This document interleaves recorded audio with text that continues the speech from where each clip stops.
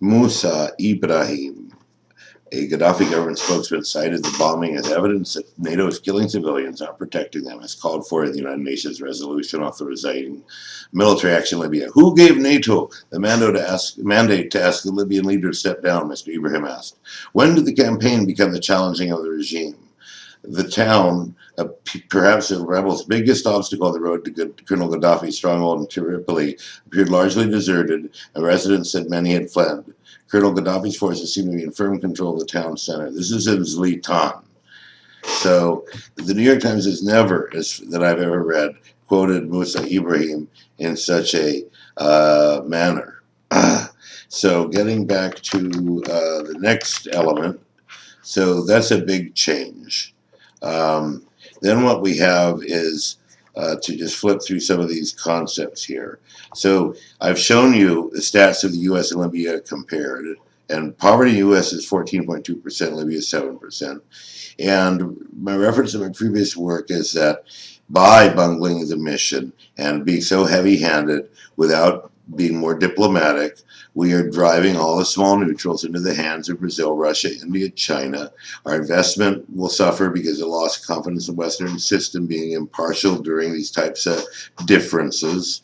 And trade will suffer as countries will prefer to deal amongst each other and not to strengthen a internationally powerful military system that intervenes under non-consistent principles.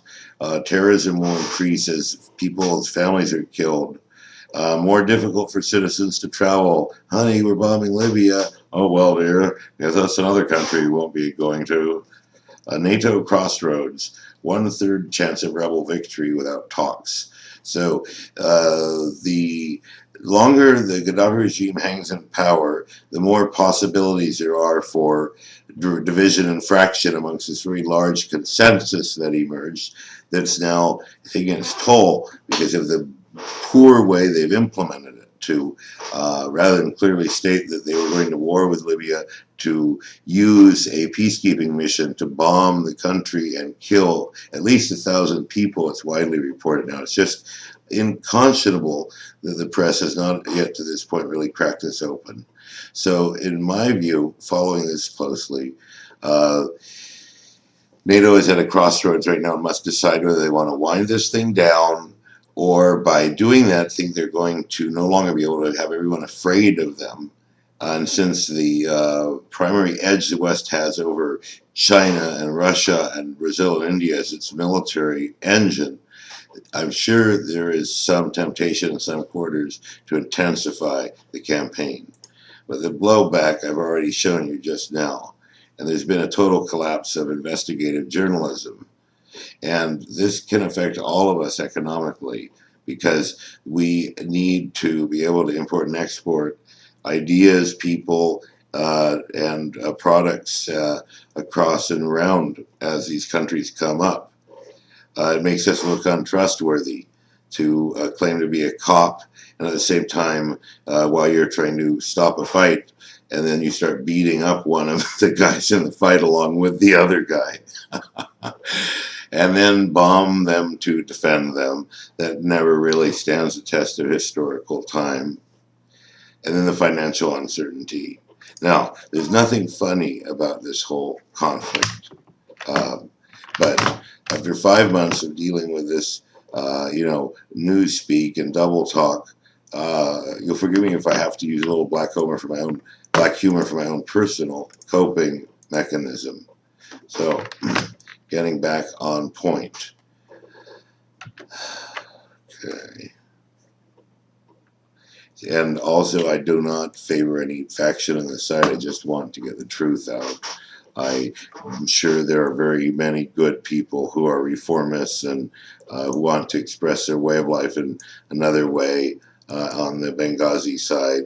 And there are good people and bad people on both sides. So anyway, it's not my job to determine that. That's the easiest thing to say, and it's the easiest way for me to handle it. At any rate, moving right along. So the black gallows humor is that NATO is protecting its civilians of Libya from harm, as is their mandate, by removing television, especially Libyan television, from their midst. However, in liberating them from the tyranny of television, they managed to kill many journalists, which is really horrendous, and make it appear that they're simply trying to silence the Libyan side as the Libyan side is breaking out to be picked up in publications like the New York Times. Let's see here. And then to return, we're going to end with CNN story. And so let's do that.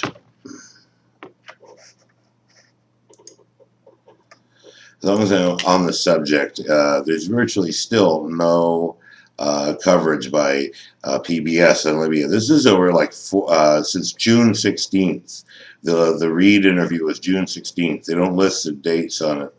I haven't figured out how to. So that's like 6 weeks and only 3 articles. And none of them covering even the assassination of Younnes. So it's just lame and disgraceful. And then here's an article in the Globe and Mail that also makes things look pretty complicated. See, the more complicated people realize this thing is, the better, because it is complicated and it can lead to peace as people start to actually see every part of the cube, that it's not just black and white, if you'll pardon my saying so. So now let's get on to the CNN story. Let's see here. Here we are. So this is a pretty extraordinary story, I believe. Is aged 5 and 3, and their mother Ibtisam killed early Thursday morning, crushed while they were sleeping, neighbors say, when an airstrike demolished their house. Government officials brought us to the town of Slita to see the funeral. With 2 little boys and their mother killed this morning, what does this say about the United Nations Security Council resolution, which is calling on NATO to protect civilian lives in Libya? NATO spokesmen say at 6:30 a.m. local time on Thursday, warplanes bombed a suspected command and control facility in Slita. A NATO spokesman told CNN, quote, "We have no reason to believe there were any civilian casualties, but we take these reports very seriously and we're looking into the matter." For weeks, Slita has been the target of an intense NATO bombing campaign. Muammar Gaddafi's government accuses NATO of hitting warehouses, health clinics, and schools. We're on the compound of a law school that was hit a couple of days ago, again by airstrikes. But there is compelling evidence that this has been a location for some military. These appear to be uniforms over here, these olive green pants. And then we've got boxes here that look an awful lot like they could have been holding. Rockets rumble in the distance. Rebels and regime loyalists fight an artillery duel just a few miles away. Despite rebel and NATO demands that Gaddafi step down, he is clinging to power and threatening a war of attrition. From the very beginning, we decided that this war is very, very long. For us, this war, this honorable confrontation, could go on for years.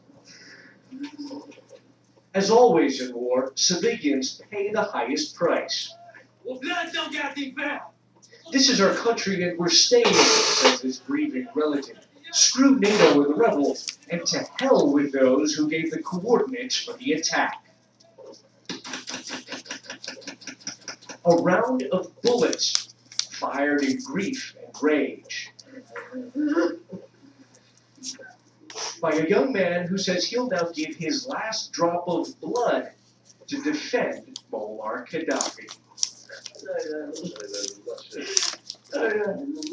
Ivan Watson, CNN, Slita. So, as you can see, we've got the New York Times directly quoting the Libyan spokesman, Dr. Moussa Ibrahim, and then on top of that, you have CNN even covering him. I have not seen this before. First thing that strikes me when we see those pictures, and they're really upsetting. Sorry. Okay, that'll conclude this broadcast. You can draw your own conclusions. Good night. we shall sign out with my YouTube music video, which has got more hits, unfortunately, than any of my scientifically oriented ones, but they've been read too, so don't fret. So we'll just end right about here.